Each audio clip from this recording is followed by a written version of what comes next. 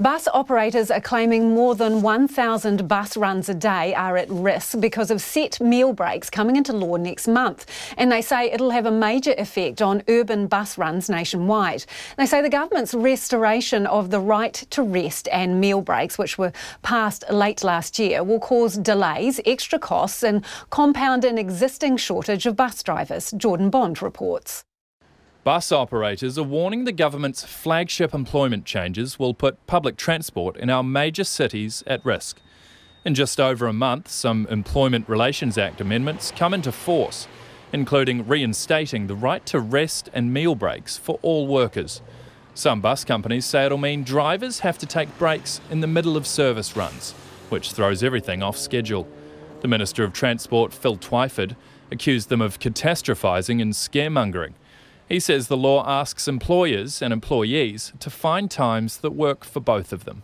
I'm sitting down quite soon with the bus operators and the unions to work out how we can get through this problem so that bus drivers get decent breaks, which is important. It's in the interests of not only the drivers but most importantly public safety, without bringing the public transport system to a grinding halt.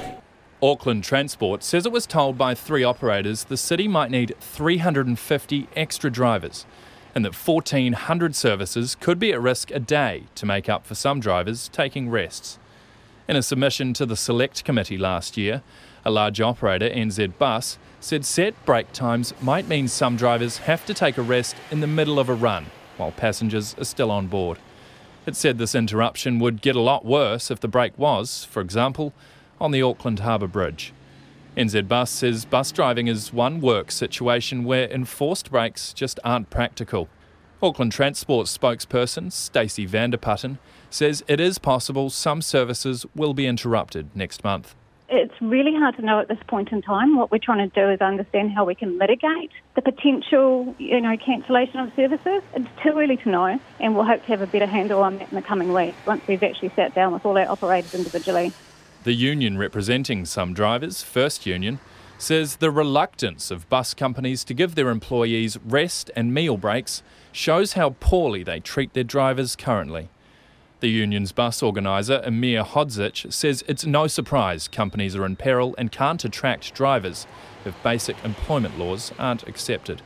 If the companies were to lift the wages and improve their conditions, which is the reason the drivers are leaving the industry, let alone joining, the issues of breaks wouldn't be a huge problem. There's a greater underlying problem within the bus industry at the moment. And why should the bus drivers be treated any different like any other workers or second-class citizens? But MB says the claim that drivers must take breaks at set times is not true.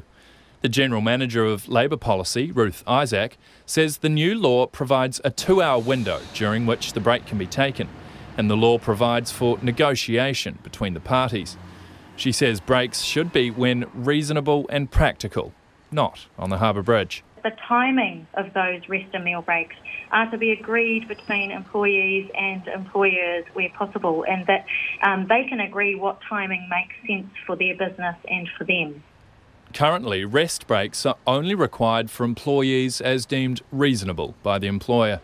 The changes will ensure a worker has 2 10-minute rest breaks and a half-hour unpaid meal break in an 8-hour day. Neither the Bus and Coach Association nor NZ Bus would be interviewed today.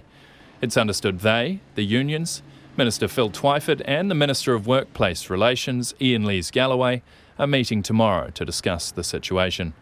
I Tamaki Makoto, mō te hōtaka o te ahiahi nei, ko Jordan Bond, tēnei.